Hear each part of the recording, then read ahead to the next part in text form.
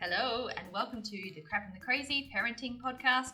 I'm Tash Critter. I have a Bachelor of Education, Kindy Tier 7, and over the last 10 years we've racked up about 700 hours with early intervention therapists, including speechies, OTs, psychs, physios, the works, with my two kids with autism and one has ADHD and PDA as well. During this journey over the last 10 years, I've learned a ton of tools and strategies to understand behaviours that challenge, to implement change to support kids with additional needs, and tools and strategies that you can implement at home to keep home life calm and happy so that you can enjoy each other's company. I really hope these tips, tools and strategies help you and that you can take these podcasts and go home and implement what we've covered. Hello and welcome to episode 24. Today we are talking about tools and strategies to use at home for that 5 to 10-year-old age group. So in the last couple of episodes we covered the 0 to 5 where kids are pretty well fully reliant on you. We start to implement strategies to get them used to then start taking responsibility. But it's during this age group, the 5 to 10-year-old, that we start to really increase our expectations, I guess, for our little ones starting to take responsibility, natural consequences, and giving them tools and strategies. So obviously this is going to look different with a 5-year-old from a 10-year-old, but building, I guess, on those tools and strategies to equip them to become well-balanced adults.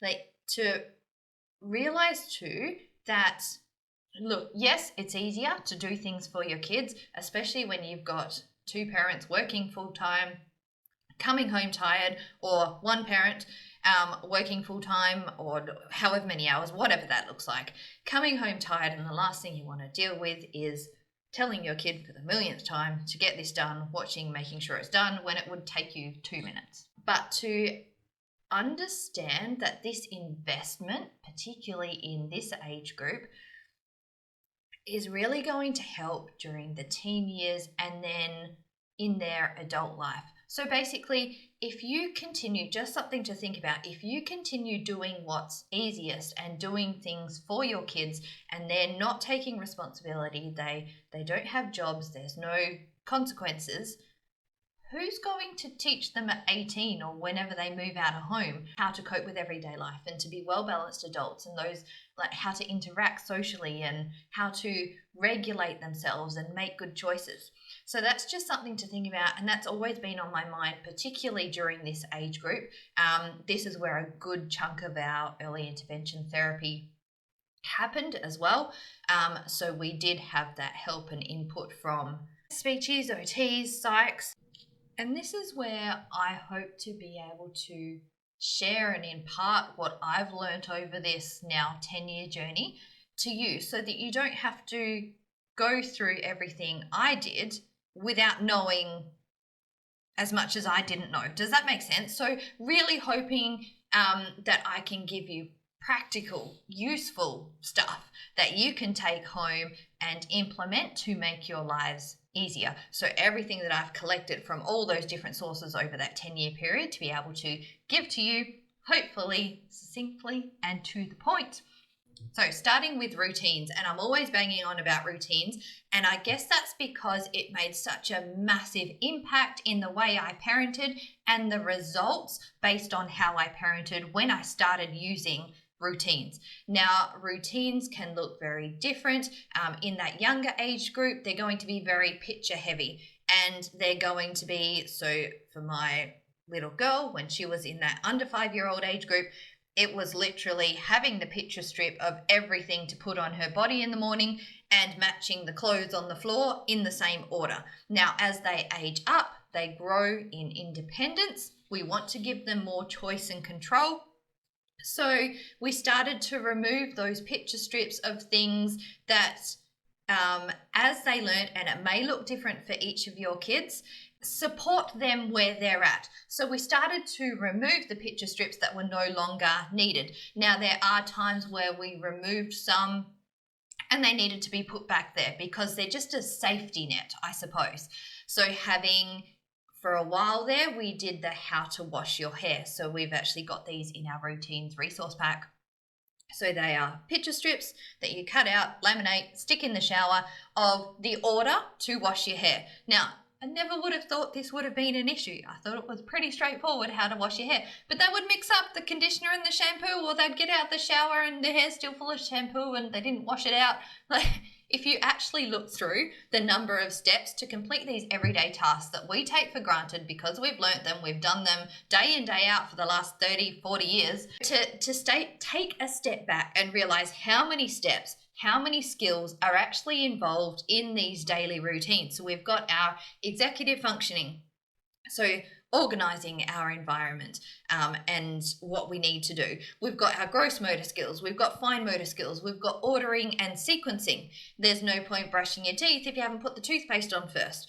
And in your house, do you wet the toothbrush, then put the toothpaste on, or do you wet the whatever? You get my point, yeah? There's different ways of doing things.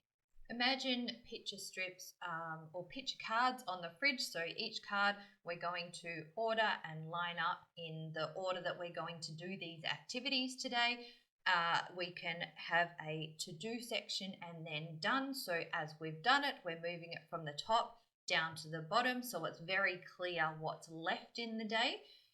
You could, with your what's done, so your done list, you could put that back in the bag. It's up to you how you do it. That would eventually change as they get older to perhaps a written to-do list. Yeah? So we try and find what's age appropriate, what works for our kids. Now, this will depend on your kids' ability as well. And look, some kids may just love the visual and the pictures, and that works best for them rather than words. And again, maybe different between your kids. When we use these visual schedules, it takes away that reliance on memory. So given that there's so many skills involved in, say, getting dressed in the morning, yeah? So we've got to remember where to find everything. So where to find our undies, socks, shirt, pants, whatever else you're putting on your body based on the weather. There's making decisions and problem solving based on the weather. So are you going to go out in winter in tiny shorts and a jumper, or should you maybe put pants on? These are still conversations that we have, yeah? Even though my kids are older. So there's the problem solving, there's finding stuff, there's remembering what to put on first. You don't put your jumper on and your pants before you put your undies on, yeah? So that ordering and sequencing. And then we've actually got the gross motor skills to put the clothing on our body. Then we've got the fine motor skills to do up shoelaces, to do zips up. Do you see how there's loads and loads of skills in everyday routine tasks that we as adults take for granted? Then we get frustrated when they mess it up, and then you get to that age group where they just want to wear whatever they're going to wear, and that's it. And learn to let go and pick your battles because you want your kids to be independent, and you've spent so long trying to teach them, and then they learn and then they do it and you're like, oh. Anyway, our picture strips, our routines, our visual schedules, let our kids know exactly what to expect. Yeah. So kids with autism, kids with anxiety and other additional needs, with that anxiety rises up when they don't know what's coming next, which is why routines are just a small thing that you can do. Yes, they take time to set up, but you generally only have to do it once, yeah? Or adjust it, every now and then. And it's something that you can do that just enables them to do life better, for life to run a little bit smoother. And once we started implementing the picture strips, life in the morning, there wasn't as much yelling.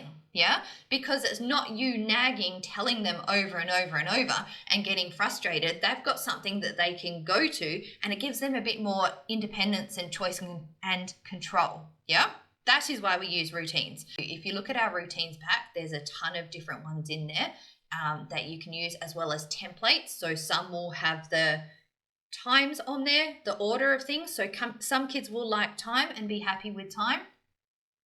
Other kids, the time will stress them out. Like in our house, we actually went by the order of things. So once we'd done this was coming up next. It wasn't under time constraints. Some kids, particularly with autism, will really need those time constraints. So again, do what works for you and your family. Similar to routines is labeling and getting organized. So labeling the drawers, the toy cupboards, where school stuff goes. So having places in your house for things so that you're not forever trying to find things, particularly if you've got kids with ADHD. Yes, their executive functioning skills are not brilliant. And look, that's one thing that I find really hard with my kids as a parent who, I guess over the years, I have learnt all these tools and strategies to get organised, and everything has its place and labelled. And oh, look, if you know me, I'm an organised mess, but I know exactly where to find things. And yeah, anyway, I guess with me and my issues combined with my kids, if you look around the house, the furniture tends to be a lot of cubed things. So there are very clear visual spaces for things to go. On that note as well, it's these habits set up early that begin to equip your kids, even though they're not realizing it right now, to, as adults, to become more organized. Yeah, which I'm realizing now is a big problem with a lot of adults, and it's probably because we weren't taught it as kids. I'm pretty sure I've learned it through business. Anyway, something to think about. All right, next we want to look at transitions. So this is when, or what we use when we're referring to moving from one activity to another. Now, our kids with high anxiety, with autism, don't like change. They want to know what to expect. They're not going to like giving up, particularly a favorite activity, if they're moving from something to fun, something that is fun, to something that they may not enjoy as much. We want to give them as much processing time as possible to get their head around, okay, I need to pack this up, and then we're going to do something else. So our transition time is giving them a timer, whether that is digital or analog, whether that's a visual one or an auditory one. So at home we use, now that my kids are older, we use the microwave. Their time limits are anywhere from 5 to 30 minutes. I wouldn't use bigger time frames for your 5, 6, 7-year-olds. I would extend that as they get older. We want these transitions, so whatever we use during these transition periods, to be very clear. Egg timers are great because you can see the sand, like you can literally see the sand fall, and then, okay, the sand's all down the bottom now, it's time to get up and move to this other activity. You may need to do that timer to allow them time to get their head around it, and then you reset the timer for pack away time, and then to move to the next activity. It depends on how your kid, or how resistant your kid is to change. Some may just need a 2-minute timer. You can get apps on your phone as well where it does a countdown with little pictures and then fireworks and a song or whatever when the time is up. Use what works for your kid and what is age appropriate for their ability, and isn't too childish as well, based on their age. So we really want to use these tools and strategies to support and enable and build up our kids, to equip them to cope with day-to-day life. We don't want to make it babyish or demeaning or diminishing. Yeah, does that make sense? So keep that in mind as well. When my kids hit this age group, and this is kind of with the routines as well, I began to constantly verbally run through what is happening now, what is happening next, and then depending on the age. So in the mornings when they got up, I would run through, it would be reinforced with picture strips, but I'd run through what's happening during the day. As they got older, the picture strips were removed, the verbal prompts were still there.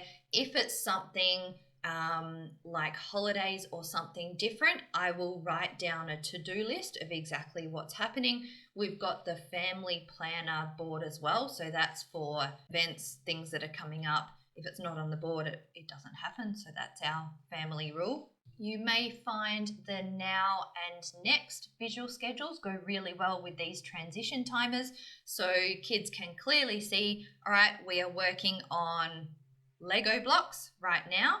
Next, we are going to go to the library to read books.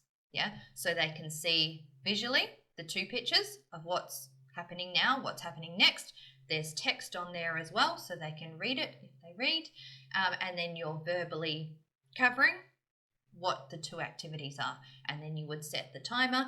In 5 minutes, we're going to pack away and we're going to grab our library bag and walk to the library. So that hopefully helps you as far as transitions go. It's something small, but it can make a massive difference from how your day-to-day life runs. Yeah? Our next two mini topics, I suppose, are having spaces within the house. You can use this in classroom and therapy as well. Tools to calm down. So this is where you would have your weighted toys, weighted lap blankets, bean bags, headphones, sensory bottles, so things to look at, your fidgets, and having a safe space within the house, whether it's in their bedrooms, whether it's in your family area, however that looks for you and your house. For my kids, I've chosen not to use the bedrooms as timeout sort of punishment.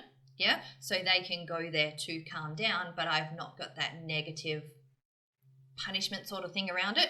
So they've got their rooms. We've got different stations around the house. So we find that after school, we'll come home and we'll all go to separate corners of the house. My kids will go to their rooms first with the cats, and then they'll go to their places where they just sit and chill out. So having space in your house, and I don't mean you have to have whole rooms set up. It can just be parts of the room. It could just be a corner of the room where when they go there, you know that they need to de-escalate, calm down, get themselves back together, and you encourage that as a tool for them to use.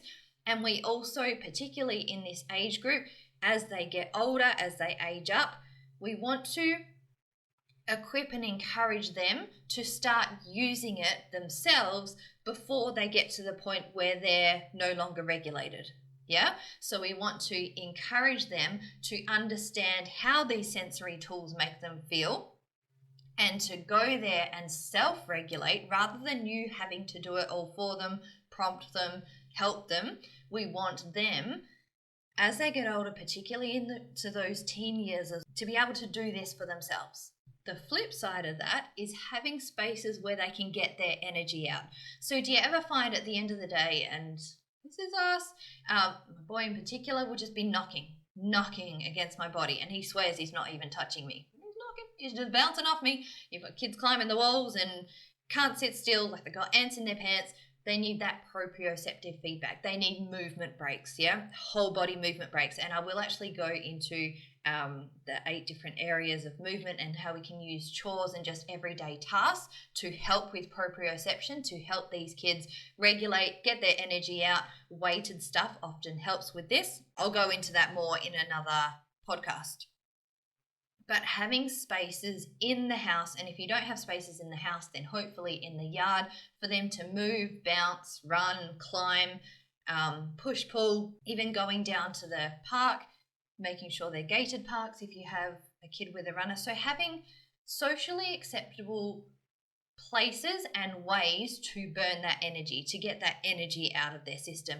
And again, this may be more effort on your part to manage, but knowing that you're doing this, doing it strategically, so do it on your way home from school, or especially at school when they've been required to sit still for long periods of time, to get that energy out, make it a part of your day, make it a part of your planning, and see it as a tool or something you can do that is going to help you later and hopefully reduce the chances of meltdowns later in the day. This again is something that I wasn't aware of. I didn't even know what proprioception was, and when I did start to learn, I thought it was just the deep pressure and then the swings.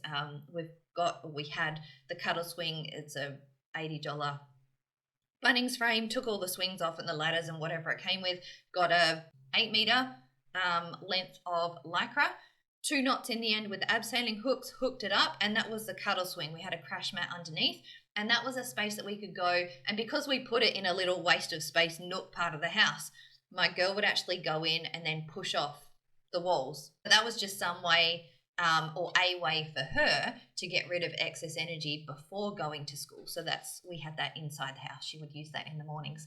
So having being aware of and somehow setting up some sort of space to have places to calm down and to get energy out. As parents, we really need to find that balance, so that co-regulation between you losing your mind or them having a meltdown, how that looks for you and your kids. And look, it's hard, particularly when your kids have different sensory needs, and then I've only got two to deal with. Other families have loads more kids, and then you've got all of that to consider, particularly when you've got little ones. And so trying to find middle ground with your family, with things that you can do to make life easier and more balanced. And again, understanding that if you put a few more strategies in place to keep everyone's cup full, even though that may look different, you can get creative, but you'll save it in behaviors later. Yeah. So for us at this age group, it looks like going to Bunnings after school, and they had the little kid trolleys, so my kids love pushing them around. And then Bunnings have the gated in playground, so they would play in there while I probably sat and had a coffee or looked at something, because again, it was gated and you can see while still looking at things. Then they would have their chop milks, and I would then get to go next door with them to office work. So I got to look at my pretty stationery stuff. They still had the little trolleys there, I think, as well. And they used to like looking at the iPads, because at this age, my kids didn't have iPads. So that was a win-win for us. Play centres didn't work. They were too noisy. I guess the beach, when we did, that was just sensory overload with the sand, and the sun is an issue for us. So the brightness, the light. So finding things that work, and this will be trial and error. Play centres may work for you. Like your kid may absolutely love the ball pits, and yay, use that, yeah? And try and find little things that you can do there, whether that's just as simple as a coffee, to help you keep your sanity, and small things for you to look forward to, so that you're enjoying each other's company, you're keeping your cup full to then be able to manage your kids and do life well with them, but you're looking after yourself as well. Does that make sense? Kind of a vague point that I made there, but just that co-regulation, finding middle ground, compromising on some things, but also making sure you look after yourself as well. Next one is sleep. In the last one, I mentioned sleep, and I'm like, just write it off. There's no point me telling you in that 0 to 5 age group that you should be getting more sleep to look after your kids better the next day. Like, you don't want to hear it. You don't need to hear it. And I said, if you told me that at that age, I would want to hit you. I wouldn't have hit you, but I would want to on the inside. Anyway, so by this age group, the 5 to 10, your kids should be sleeping more. Should. Doesn't mean they are. Kids with autism often come with low melatonin. Melatonin is a good thing. iHerb, if you haven't, our PED put us onto that. So I am happy ordering off there, but do get your doctor's advice before willy-nilly drugging your kids with melatonin. Yeah, your body is supposed to produce it naturally. I swear my girl doesn't produce much at all. If your kids are sleeping, this is if your kids are sleeping, choosing to go to sleep, to rest yourself instead of scrolling on Insta. That was more my point there. Yeah. So choose it, because look, it is so easy to, and I completely get this. I actually used to stay up till 3 in the morning because I just needed time after doing poo and boobs and nappies and everything all day, every day. I just needed something for myself, and that looked like, I think I was sewing. I think I started patchwork quilts. Yeah, they were desperate times, those ones. But I would stay up till 3 in the morning because I needed something for myself. I needed to achieve something in the day. But the kids, I think even at 1, 2, under that, would go to bed at 11. They just didn't sleep. So then I would stay up for 4 hours. I'm not saying I recommend this. I suppose someone can relate out there. But where you can, and keep your sanity, to choose sleep over scrolling on tech, so that you are in a better position to make good choices the next day.